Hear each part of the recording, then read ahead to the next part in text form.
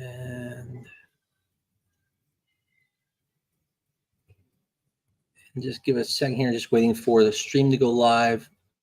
There is an issue on. There we go. Okay. So we should be live, and hello to everyone who's coming to the show today. And today we have Dr. Derman with us, who's the original OG. Dr. Derman's been with me for quite some time. And so I said he's the original OG here. One of the things today is Dr. Salem is actually, it's his birthday today. So if any of you guys want to go out to his social media account and wish him a happy birthday, I'm sure he would love to hear from you. And so anyways, definitely wish him. I think he's younger than me, though. I was kind of hoping he was older than me, but he's not. I think he's pretty younger than me. But anyway, so this is an exciting show that we're going to be doing today.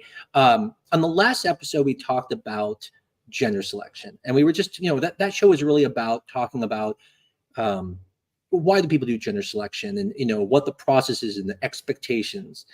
But we really didn't go into a lot of the things like, where did history come from? And there's a thing called sperm sorting, which is going to be a micro sorting. Dr. Derman's going to talk a little bit about this because he actually used to be in one of the centers. He's going to talk about it, did this.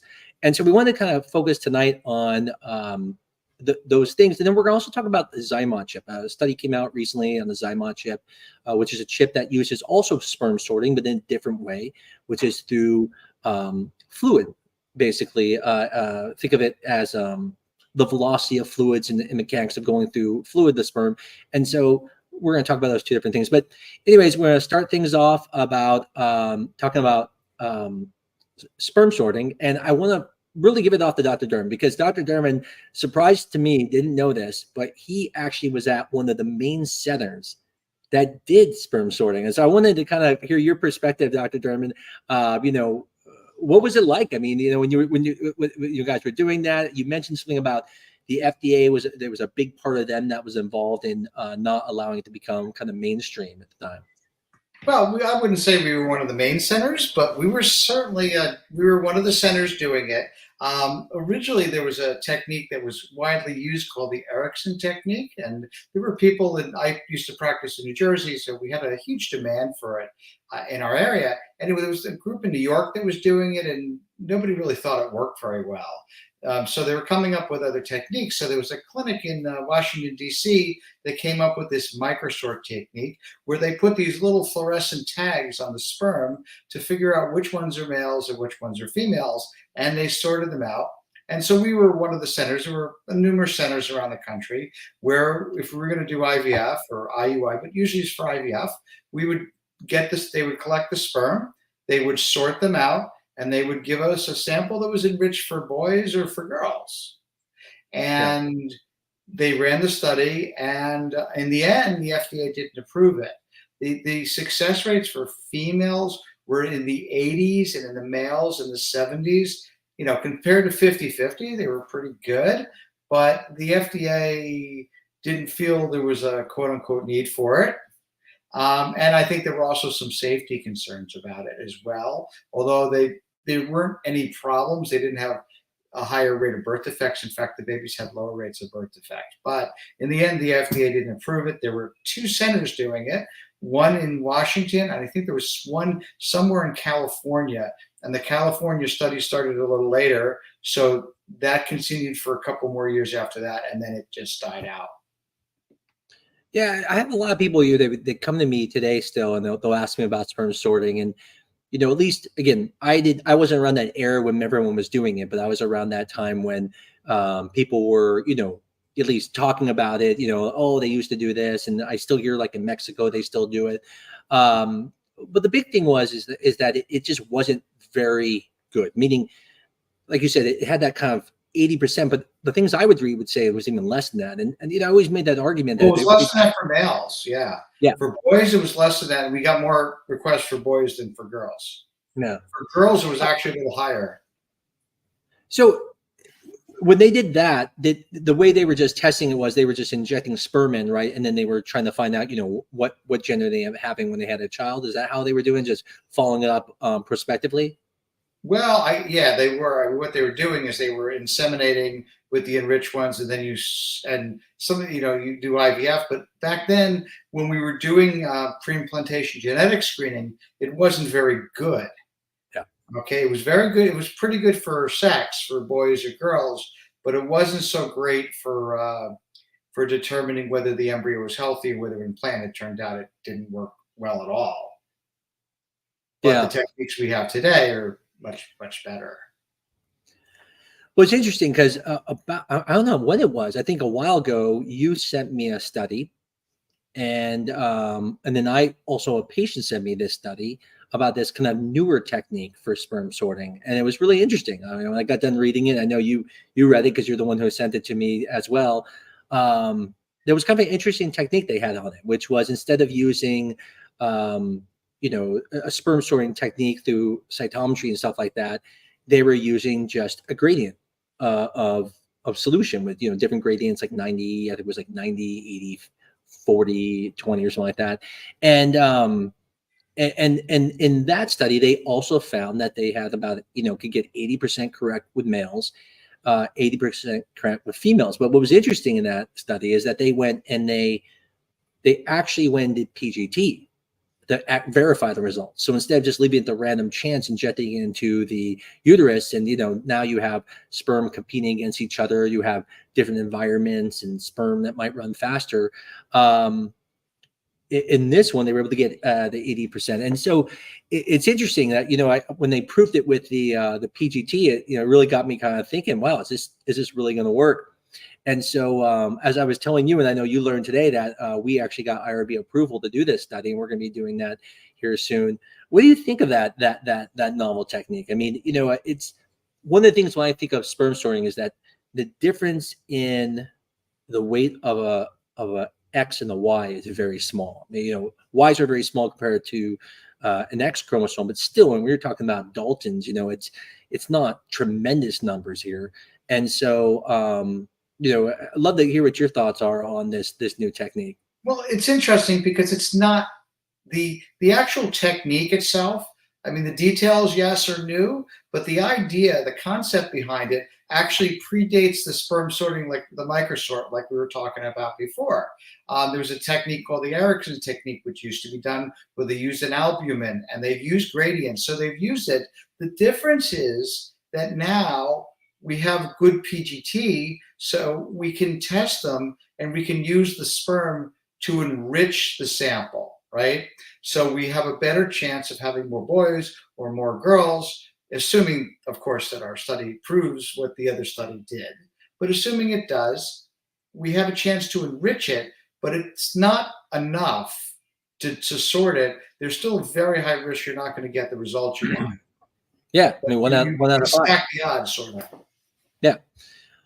Well, it's interesting where I think why I was interested in doing this study and kind of replicating to find out if it is correct is, and I'm sure you've had this before, where someone comes in and they want, let's say, a female or they want a male, and they go through IVF, and unfortunately, all the males come back abnormal, and there's only females, and they're devastated. They wanted males, and in my mind, I'm like, God, I wish I could increase the amount of males in there so that way they have a higher chance. And so one of the thoughts I had was, if we can replicate this, that's really, I mean, when you think about peer review this, when you can replicate a study, it validates it. If we can replicate this and still get 80%, I mean, that's tremendous, because now if someone's going through for gender selection or family balancing, they could have 80% of the gender they want, and then increases their chances of coming away. Whereas right now, as you know, and I know, that someone goes through and it's kind of the luck of the draw. If you don't get the gender you want, you're kind of have to do it all over again. And so that's what's exciting to me. And I like I said, I'm really hoping this really does pan out. What are your thoughts on that? I had a case a long time ago where I had a patient who was doing IVF just for gender selection, and we had 17 embryos that we biopsied, and every one of them was the sex they didn't want. Now, Yeah. something like that doesn't happen very often, but it Yeah. kind of sticks in your mind. But it does, best, it's going to, on average, it's going to be about 50-50, and sometimes the other way around. If we can stack the odds even a little bit without doing something that's dangerous, that was the big thing. The microsort technique there was concerns about it, right? Yeah. We were putting fluorescent tags on the sperm. We were exposing them to intravenous light. We were sending them through a flow cytometer, and those things could potentially damage it. So if we're damaging, we don't know if we're giving you something that you're going to pass on to your kids, Yeah. where Absolutely. the baby's going to pass on to the kids. We have no idea. With this, there's really no risk. It's not really doing anything that much more invasive than we're already doing every time we do IVF or even IUI.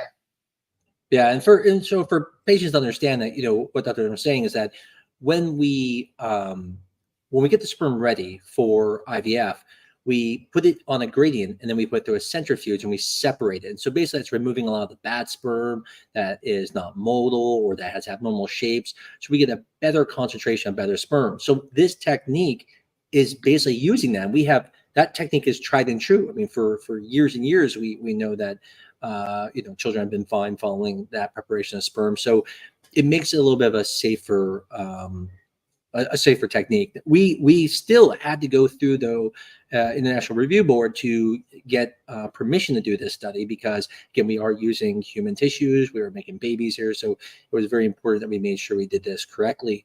And like I said, in the next month here, we'll start allowing patients to come into the study. I wonder. I don't know. Like, part of me wants to believe it will work, but part of me, I don't know.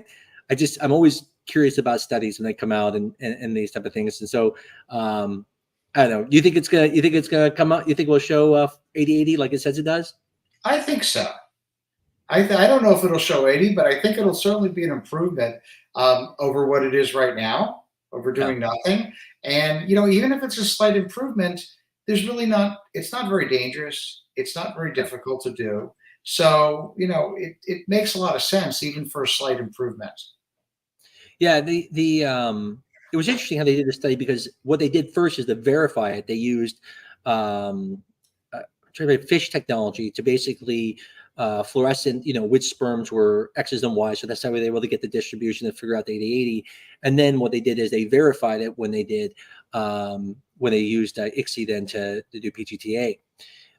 I wonder, I mean, theoretically, when you think about it, if truly you can get 80% of sperm one gender and you do an IUI, you would think it would still give you an 80% chance of having that gender. But you and I were talking about this beforehand that, there is some question about sperm that are males swim faster. And so will that be lost? In other words, if we get 80% female, are we still going to see an 80% female rate using IUI, putting that sperm in, because of that male sperm might have a little bit of advantage over it? It'll be interesting. I like I said, in the future to figure out if that ends up being. I doubt it, to be honest with you, because the techniques that were used in the past aren't terrible, and they were used for IUI mostly. And when they were used for IVF, like I said, the PGT wasn't very good anyway. So it didn't work in the past with that. No. But now that we're using to enrich when we're doing the IVF, I think I think for IVF, yes, but I think for IUI, it's not going to be consequential enough to make any difference. I wish it was. It would be great for people, but I mean, like I said, if this is going to be a game changer in my mind, because to me, if you can come to our clinic and you can at least guarantee that 80% of the embryos are going to be the gender you want and you're trying to do family balancing, it's a game changer. I mean, because it's just devastating. Most people don't, you mentioned 17 embryos, but most people don't get that many embryos. I mean, it's usually people get somewhere between, maybe 4 and 8, if they're younger. If they're older, it could be between 1 and 4. And it's, you can flip a quarter 4 times in a row and get 4 heads. So it really is going to be a game changer if this comes through. And I'm really excited to be able to offer it to people once it's there. We do have a guest here. I want to kind of go to her. I think, we'll kind of stay on this topic for a little bit, and we'll always jump to moving on to Zyma a little bit later. But Marcel is here, and we can kind of talk to her here a second. Marcel, I'm going to bring you up on the stage. And then how are you doing? Good. How are you? I am doing fantastic. I know you're probably a few degrees cooler there in Tucson, right? Well, it is really hot right now. Either way. Just not as bad as Phoenix. Exactly. Well, tonight, you don't have to ask a question based off of this specific topic, but we're talking about like basically way to search a sort sperm to be able to get things like genders. What questions do you have for us tonight, Marcella? Well, about the gender, for me, it's really interesting that people do want that, that they look for a gender. I have friends that have done that, like for IVF, like they have four boys and they want like another girl and they try it and it doesn't work out. So if that gives them like a really high percentage of having whatever they want, it's okay. For me, that I struggle with this, whatever I have, it's fine. For most people, that's probably true, but we do have people specifically who want that. Yeah. Yes, I think people that don't have a problem having a baby, they do want that. Whenever you do have a problem, it doesn't really matter, right? Yeah. But it's really interesting because most people would want that whenever they don't have a problem to conceive, to get the gender they want. Yeah, it's. I don't know if you saw the episode we did about 2 weeks ago, where it was up on a family balancing, and at that time, one of the things we talked about were there are lots of reasons to do family balancing. Hmm. Sometimes some people have lots of kids. Sometimes there's medical diseases that can be passed along. There might even be higher risk in certain sexes that where diseases can be passed along. But the other thing that came up, and it's a really important point, and matter of fact, I came across it again today, is that when people have losses, sometimes it's hard to walk away from that sex of your child. And like today, I had a patient who had twins, and she wasn't wanting twins. She actually put back one embryo. She only wanted a singleton, but the embryo split. And now she wants to put back two because she wants to get back to that point because she feel like she lost those. And that's another area where I see a lot of people sometimes want that, or if they lose a child, if they had a couple of children, they lost one, there was a daughter, they want another girl. And so you're right. Most people who are infertile, they'll be happy with anything, just like I was. Most people are. But sometimes, unfortunately, there are some situations where family balancing and picking but I know we say gender selection. I mean, technically we should really say sex selection at this point because now we call it sex, but the point same is you're picking the sex of the baby, and you make a valid point. Yes, yeah. So the embryo, I didn't know that whenever you put one embryo, it can split. So whenever I get my embryo, it can split, and then I can have twins. It's It's about about 1 in 1%. It's 40. not super high. Yeah, it's very low, so it's about a But it little. can happen. It can. Oh my God, that's interesting. I didn't know that. So I learned something else today. That's actually one of the reasons why we recommend putting back one embryo, because when you put back two embryos, especially when you do PGT testing, the chances are so high that both can implant. We're talking above 50%. And then now if you have a 1% chance that one can split and both of them can split, now you have a high risk of triplets. And that's where we see triplets a lot of times, is when you put back two embryos that are tested. And so that's where that whole thing comes of putting back one embryo at a time. Oh, okay. It So does I happen. got I actually had a patient with two sets of identical twins at the same time. Oh my God. I was on World News Tonight with her. That's how rare this is. That's extremely rare. Yeah, Yeah, it's very rare. Yeah. Yeah. Well, I learned a lot today with you guys. I really enjoy your podcast every week. And Well, the Taco Tuesday Fertility, or that name, you know what I mean. Your talk podcast. about Fertility I listen Tuesday. to Yeah. it. Well, thank you so much. We appreciate you coming on tonight. Thanks. I'll see you soon next week. See you soon. Have a good one. Bye. Take care. Bye-bye.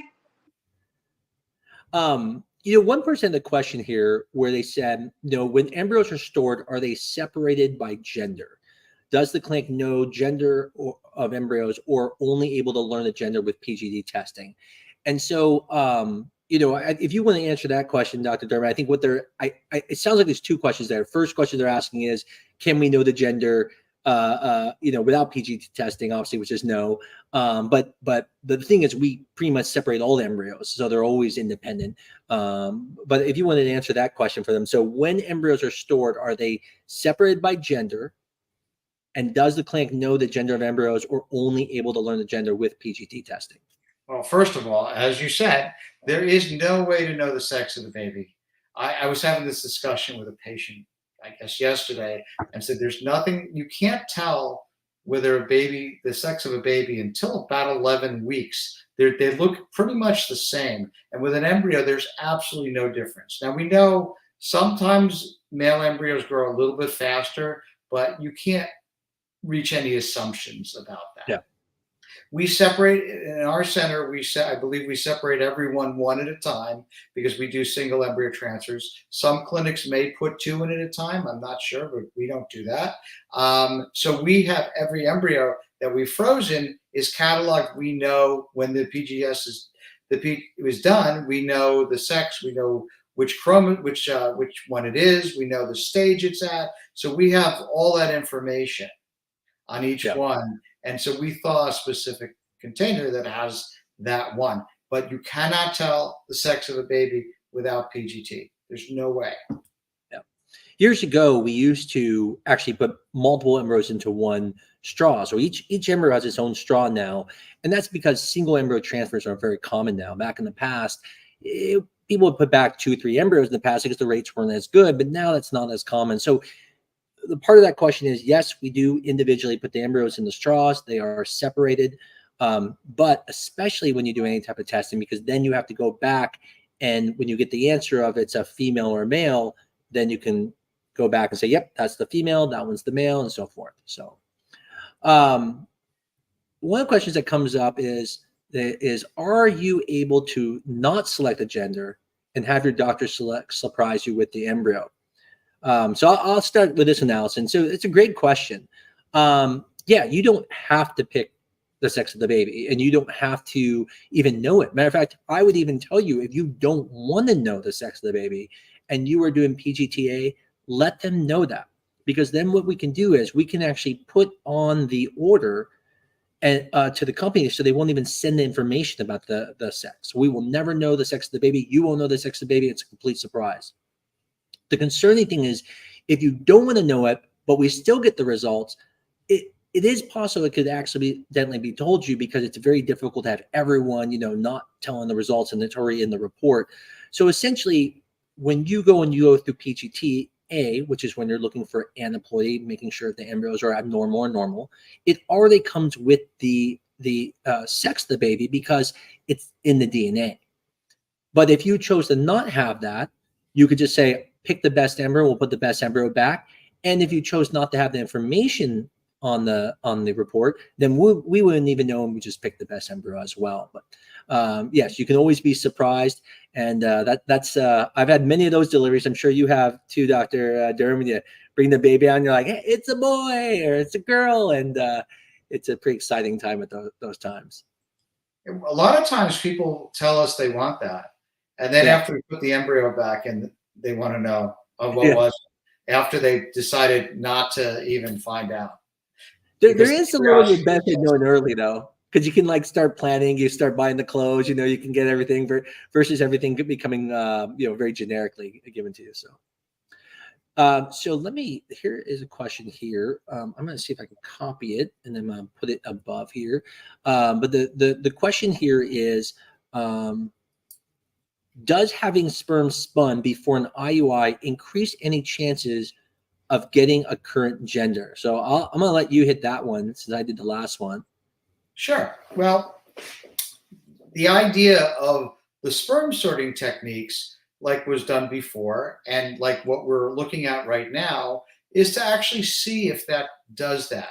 As far as we know, there really isn't a difference in the live birth rates, with boys and with girls. I think the conception rates are a little bit higher with males. The live birth rates are a little bit better with females. So it winds up evening itself out. So IUI should not really affect it. Yeah. Yeah. And like you said, exactly. I mean, it really shouldn't. I've never seen anything where higher chances. There was, do you remember when, and I think I was talking to Dr. Sim about this last time. Do you remember when we used to do fresh transfers, there was this question of whether the male embryos would make it the blastulation a little bit faster. Yeah, they And do so grow. They're about half a day ahead on average. yeah. And so that was the concern, and that when we went to frozen transfers, we stopped a lot of that pushing more male embryos, in that situation. But I don't think we actually had the higher rates of males when we did that, though. I mean, I don't know I'm if there not was aware any. of it. Yeah, I I'm just not don't. I aware of just the know people space talked ratio about it. being different now that we do frozen embryo transfers as Yeah, compared to fresh. exactly. It's funny because when you think about it, I mean, people have for centuries been trying to, as I talked about this in the last show, I mean, they've been trying to pick sex through, different ways through intercourse and stuff like that.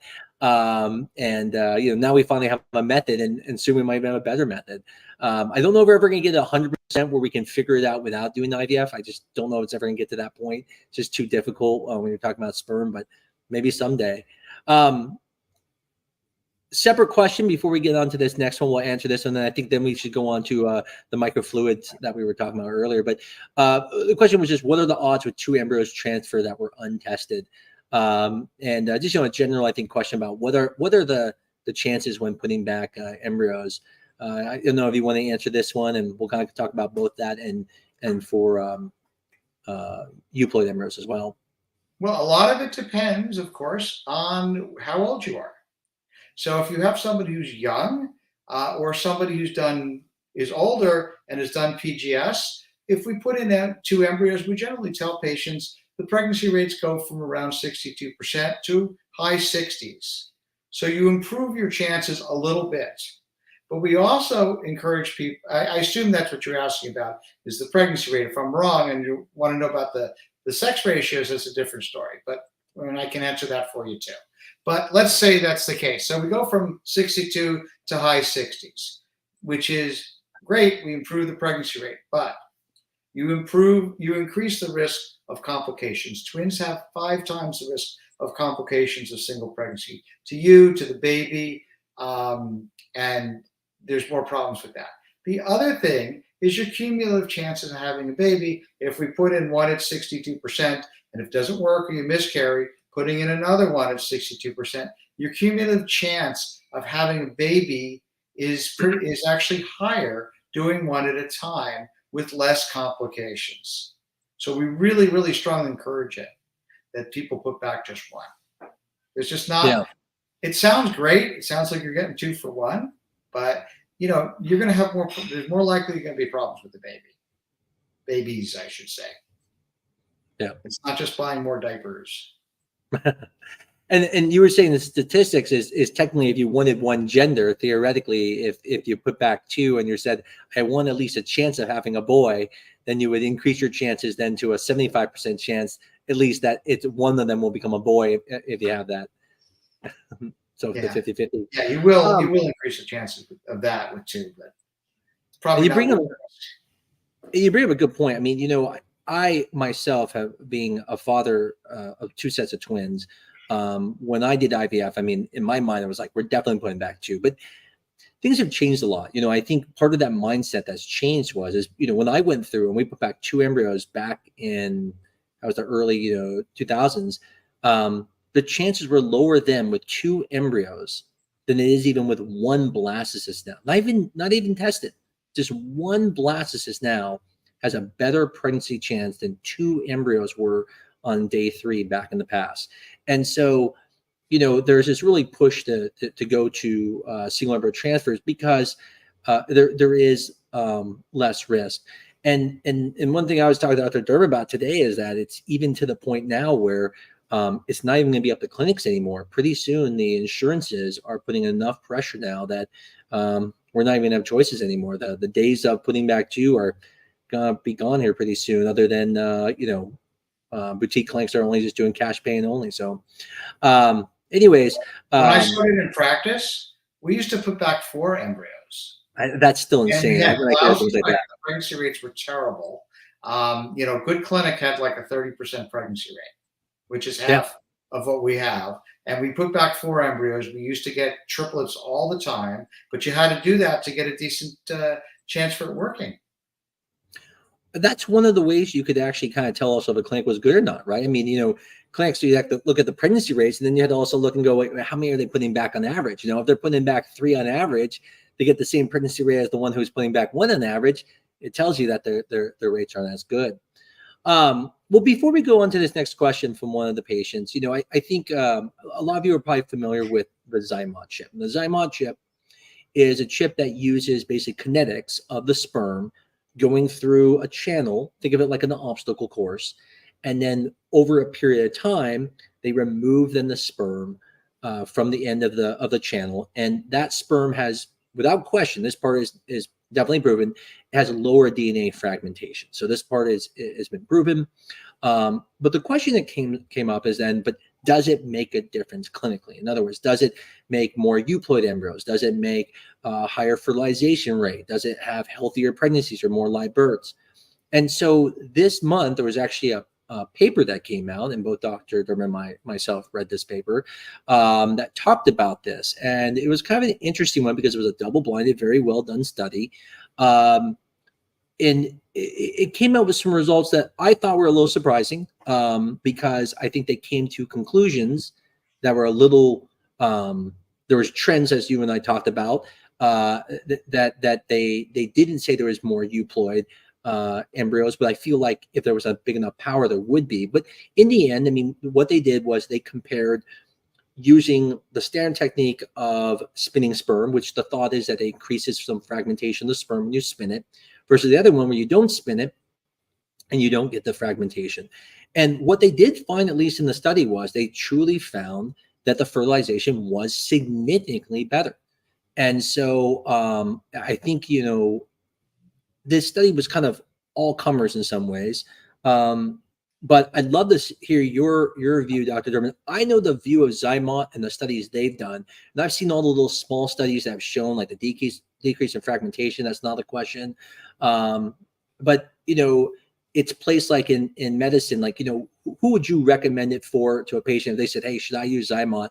I tend to tell people, older men, so people who have higher sperm DNA fragmentation, people who have had some issues with fertilization, I think it's beneficial for. I would never really use it for someone who, let's say, had fewer euploid embryos. I would say, well, it's such a small amount, it may benefit that. I don't know if I would ever use it for that purpose. So it's not too surprising when they put that in study. But I'd love to hear your view on this because it is something that's, somewhat newer. It hasn't been around that long. Well, I think a big part of the reason that we didn't see more euploid embryos, now I assume that everyone understands euploid are embryos that have the right number of chromosomes, right? Whether it's a boy or a girl, at the correct number. When they're aneuploid, those are the ones that we can't use because they're not going to give us healthy babies. Anyway, so we saw in the study, they saw that the fertilization rates were better, but they didn't see that the percent of the embryos that were genetically normal were higher.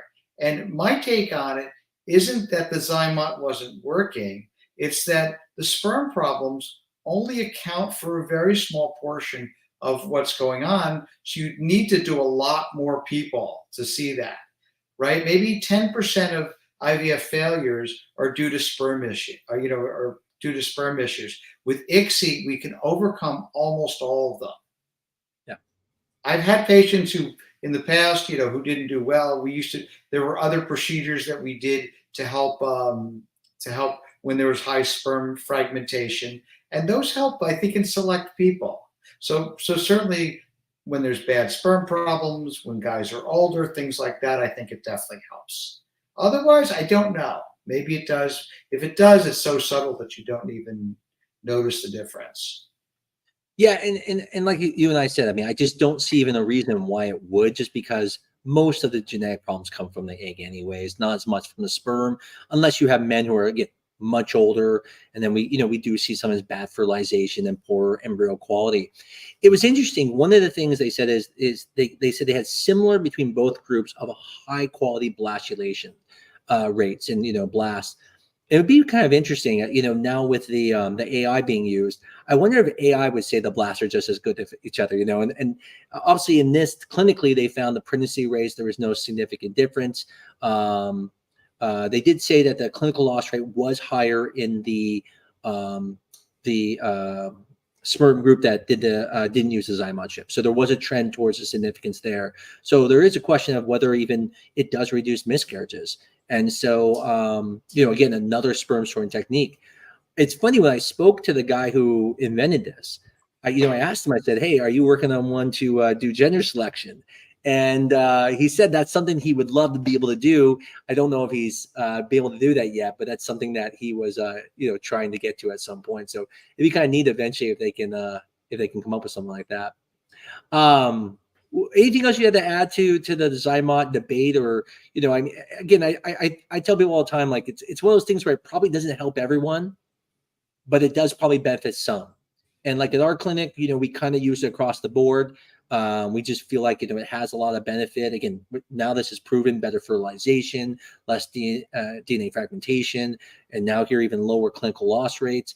But again, I mean, if I knew who to use it for, that would be a better way to use it. It's just right now we don't, and so we just say, okay, we'll use it for everyone. But well, the other thing is we do get better fertilization rates with it, right? Yeah.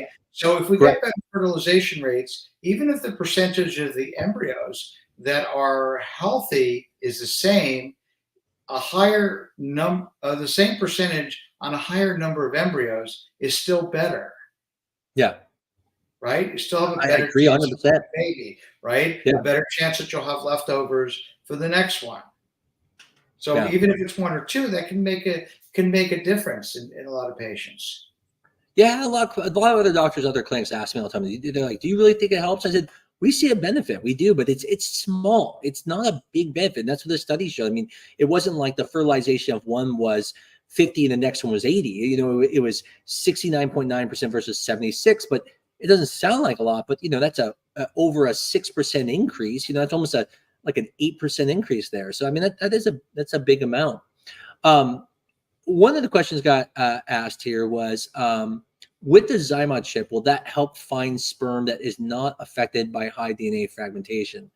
And I think we kind of answered that a little bit right there, which was, yeah, absolutely. That's really what it does. It lowers the fragmentation down to almost zero. It's not zero, but almost zero. There has been some question about if swim ups may do better against the Zymon chip, because with swim ups, you're not using the centrifuge, so you're not getting the damage to the sperm. And so there might be, when you compare it there, you may not see as much of a difference in the sperm DNA fragmentation. But great question, Amanda. Something we were definitely going to talk about tonight. Before we go into the next question, anything else you have to add to the Zymon debate, or any? No, I think it's a very good thing. It's just it's not something that necessarily helps everybody, but it's one of those things there's infertility. I like to describe as like a death of 1,000 cuts. And if we can prevent one of those cuts, we want to do whatever we can, because those things all add up, all those little things. They do. And I think the most important thing is it's not harmful. I think that's the important thing for someone to understand. So if you're at a clinic where, they offer it and maybe it's an add-on cost, it's not going to hurt anything. No one's ever going to be harmed by it right now. I think one thing that is important to know is not everyone can use it. You do need a certain amount of sperm to be able to use it. And you also, at this current time, need to do ICSI, where you have to inject the sperm into the egg. It is not useful to do with standard insemination. There are some protocols out there, but there were some questions about how well it worked, and most places will do it with ICSI only. Well, jumping on one of the next questions here, we'll kind of jump to one, is, can you comment on day 7 embryos and success? We got 2 day 7s, a 6BB, a 5BC from our 8 donor eggs. Both ended up euploid. And so I'm assuming they say comment, like success. If you want, I'll leave that up. If you want to jump on that first, Dr. Derman, and what your thoughts are, and I can give some of the data that we're seeing. We were just having a conversation about we did this morning. We were talking about how, with the day 7 embryos are definitely less effective. We do get pregnancies from them, but the pregnancy rates are lower. Day 5 and 6 are fairly comparable, but once you get to day 7, it's less likely. But the fact that they're euploid is good. Yeah. So, I find it what I find really interesting about day 7 embryos, and the thing that we had the conversation about this morning was I had a couple who actually had donor embryos too. They were at a place that they had a guarantee, and their guarantee was they would get a euploid embryo, but the euploid embryos were day 7. And so the question was, is that really as good as getting one day 5 euploid embryo? And so what the data shows for sure is there is definitely a lower pregnancy rate.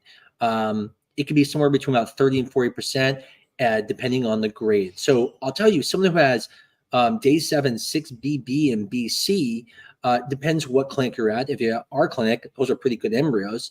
If it's a BC and it's using a Gardner system ABC, then that is a little bit lower, and that one will probably have a little bit of a lower chance. When we look back at our data, if we didn't test them and we just took day 7 CC embryos on our grading, that would be equivalent to like a BB embryo using the Gardner system. There were almost no pregnancies at all if they weren't euploid. So meaning like if we didn't test them and just put them back, that's how low. That was out of something like 20 something day 7s. So at that point, we stopped transferring day 7 embryos that were not tested if they were CC because the chances are just so low. Once you test them, then you start seeing the rate go up. But the problem that is with day 7 embryos is there's already something a little bit wrong. Day 6 embryos are that could be a little bit, if you're biopsying, maybe you just have to wait a little bit longer. You're just letting it get a little bigger before you freeze it. But day 7, I mean, you're talking about an embryo that took longer to get to the same point. And just like if it took a kid longer to develop, you would start questioning, going, hey, what's wrong? And so the problem is when we say something's euploid, we have to remember that we're only looking at it from the large scale, looking way up, going, no, everything looks normal. It's not until you get down to the very low level that you go, oh, wow, there are some DNA issues in there. And that's probably why day 7s don't work as well. But the thing is not so low, like 10% or 5%, that we can't freeze them. So that's why we tend to freeze day 7s, because it does at least have a decent chance. And for that reason, most places will start doing day 7s, especially if you're doing biopsy. Now, I would say 2 day 7s, I mean, you're talking, even if it's 40% chance, that's about at least a 60+% chance of coming away successful after doing transferring both those in consecutively. The other thing to keep in mind is also our laboratory folks are very strict graders. Okay, so a 5 or 6 cc in our hands still gives us a very good pregnancy rates. I've worked with labs in the past where we would get AAs all the time, which we almost never get. And Yep. the pregnancy rates were lower with AAs in some places than RCCs, which are the worst ones that will freeze. So it does depend. Yeah. On And the so lab. in this situation, the person did write back and say that it was true from our in-house donor. And so for that reason, I would say, I'd say about at least a 60+% chance of coming away successful, especially that BB embryo. That's a very good embryo. And even the BC one is with our grading. So, you can feel pretty good. And like I said, would everyone love to have A embryos day 5, perfect?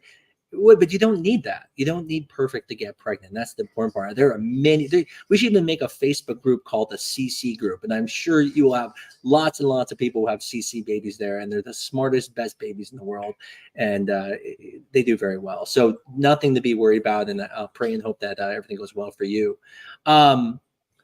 With Another question came back up again. I'm going to let you jump on this one. It was, with high DNA fragmentation, would it, I think they said, cause a growing embryo to stop growing due to fragmentation in the embryo? Is that related at all?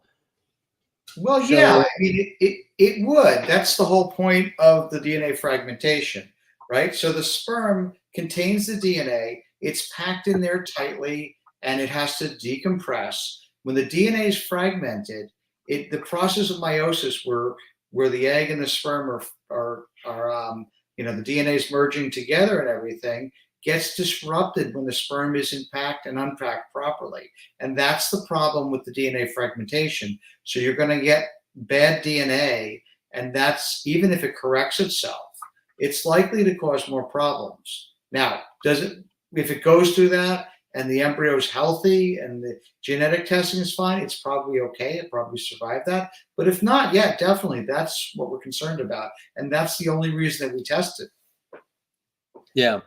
And it's important too to keep in mind that it really does matter also where the egg is from. So, if sperm has high DNA fragmentation, let's say, we'll just use an example. Let's say your partner is 55 years old who is providing the sperm, but the egg is from a 25-year-old, which again, that's very weird. I get that. It's going to do much, much better than someone who is 40 years old. And not just because of the age of the egg, it's because the ability of the egg when they're younger to fix some of the sperm fragmentation can be fixed there. So it really does have a effect. The chip helps. Now in this study, there was a difference between the blastulation rates in the groups, but it was very small, so it was insignificant. So going back to that question then is, will high DNA fragmentation cause a growing embryo to stop growing? The answer is yes. The question is, does a zymote make a difference? In this study, it did not. It did not change how many made it to the blastocyst, how many stopped growing. Now, the one thing is, and I wasn't sure they were asking us, they said, due to fragmentation in the embryo. Now, fragmentation in the embryo is just stress in the embryo. So it's a little bit different than sperm DNA fragmentation. So fragmentation is that the embryo is being stressed. It's basically small little pieces are coming off and it creates this fragmentation inside the embryo. And that's just an example of stress, but those things aren't completely directly related. So I just make sure that that's understood.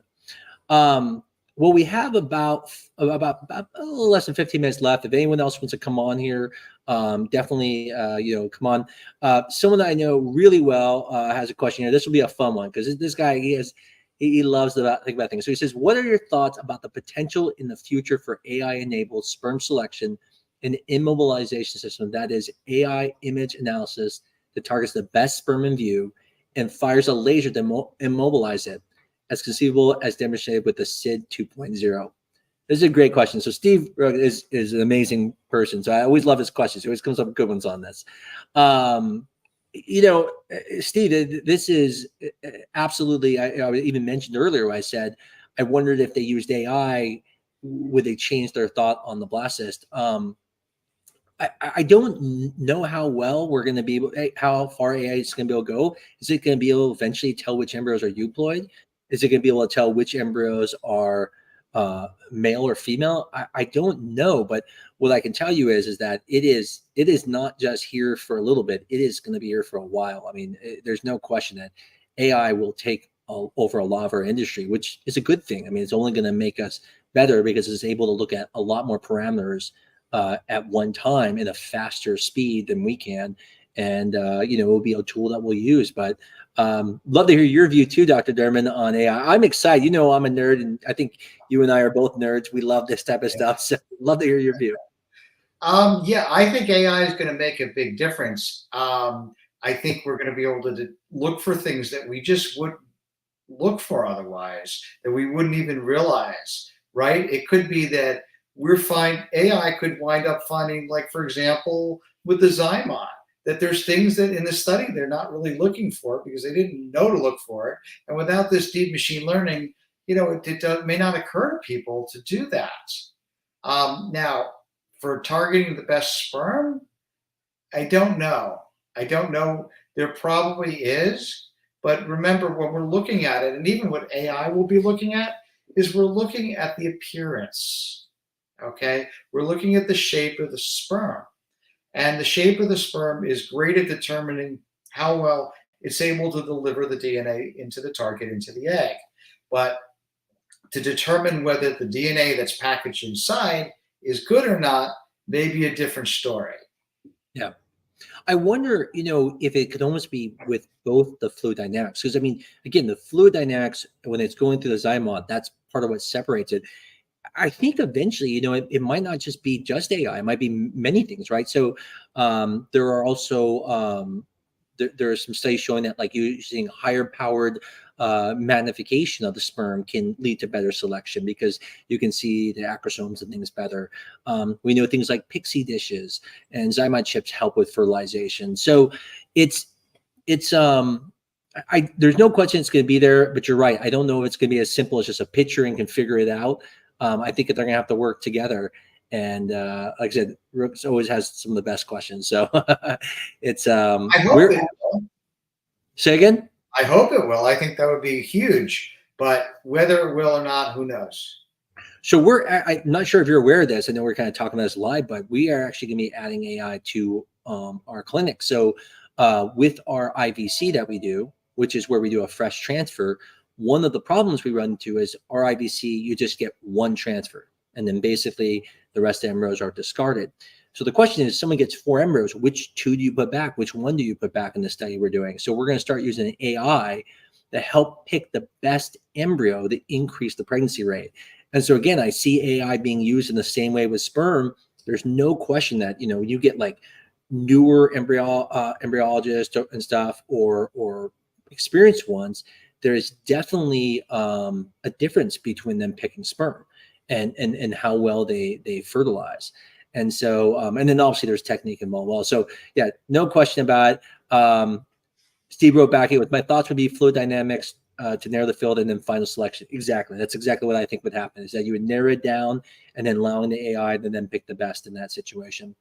I think we have time for another question or so here, and then we'll probably be, head out. If anyone wants to come on live, again, we'd love to talk to you.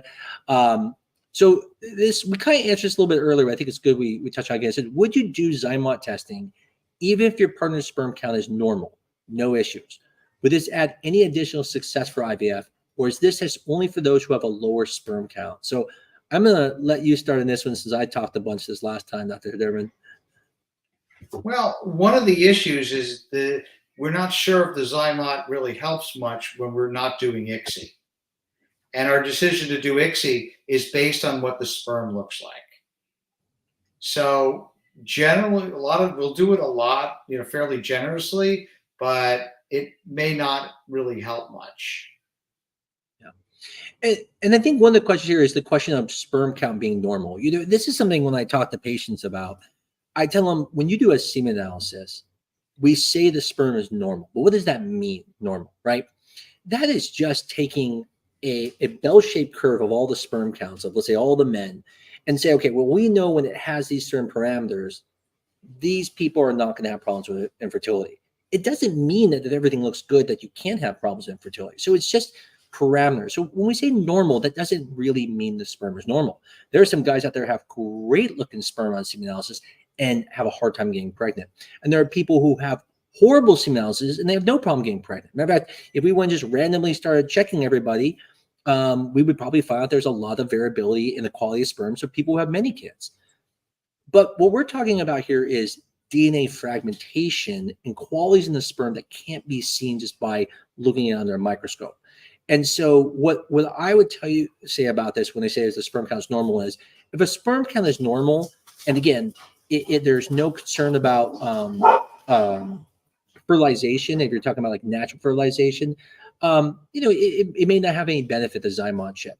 But if someone's older, or you've had a history of poor fertilization, or just in general, if there's concern about of the sperm because of exposures or things like, maybe for him, then that's where you end up using the Zymot chip. And if you were really concerned, you can do what's called a sperm DNA analysis, so fragmentation analysis. And so it's just like a semen analysis. You give the sperm, they evaluate it, they figure out what the oxidative stresses of that, what the DNA fragmentation is, and that will really help you. Because if you have a very high DNA fragmentation rate, then you really do want to be using this or some type of method of selecting sperm versus just using standard centrifuging. So, and it would help your IVF success, as your question was asking. But in that circumstance, yeah, it's not just for people who have lower sperm counts. So, matter of fact, people who have very severe lower sperm count can't even use it. So, well, I don't see any other questions right now. I'm just gonna, I think was gonna say one more thing about this stuff, but anything else you want to add about the sperm selection or Zymot? Well, I think the important thing is that both of these things are things that aren't entirely clear. that in certain circumstances, the Zymot is definitely helpful. It might be helpful in other situations, but certainly there are certain situations where it can make a huge difference. And overall, it's a good thing, and there's no risk. When it Yeah. comes to the sperm selection for gender, we're not quite there yet, but there's hope. I don't think IUI is likely to. This is likely to help with IUI. I think it's going to be to enrich things for doing IVF and doing PGD or PGS rather, so we get more of the gender, more of the sex that you want. And Yeah. that's about the best we can hope for. But if you have 3 or 4 instead of 1 or 2, then the sex you want, that's a good thing, and that's going to Yeah. improve the chance that you're going to have the result that you're hoping for. Yeah, and I agree 100%. I think even with AI, like again, nothing is going to be 100%. And I think one thing that I always like to go back to is that in regular science, there's not as many variables, and the human body, things are just so different. So as you said, in Zymot, it can show benefit in one group, and another group it'll show no benefit, and that's just not just because it doesn't work. It's just that that group didn't benefit because they didn't need it, or maybe there's something different about their body. That woman's younger, so her body was able to fix some of the sperm DNA fragmentation. One area I like to use growth hormone is actually when I know men are older, or if I'm concerned about sperm issues. We know that so it's growth hormone can help those eggs act younger and help with some of those repair mechanisms. So yeah, I agree completely. I'm hoping this study does show that there's some benefit here, because that would really be a game changer for those who want to have family balancing. Before we could go on, there was one last question I'm just going to throw on there, which was, can you use Zymot if your partner has retrograde ejaculation? And the answer is absolutely. So the only thing retrograde means is just goes into the bladder. So what happens is they give the urine, and then we extract the sperm from that, and it can be used as well. Provided that we have enough sperm, of course. If you have enough sperm, that's Some the only cases thing. of retrograde ejaculation, we get very little, but if we get a reasonable amount, then we absolutely. Exactly. Yep. Same thing like anyone, just have to have enough of them. So, well, Dr. Derman, I really appreciate you coming on. I know Dr. Salem is probably enjoying his birthday today, and I'm sure his wife is doing a lot of fun stuff for him. So, thank you everyone who who came on and all the questions, and look forward to talking to you guys again here in about 2 weeks, and we'll post the next topic here in the next week. But thanks so much again, Dr. Derman. Thanks so much. Thanks everyone for joining us.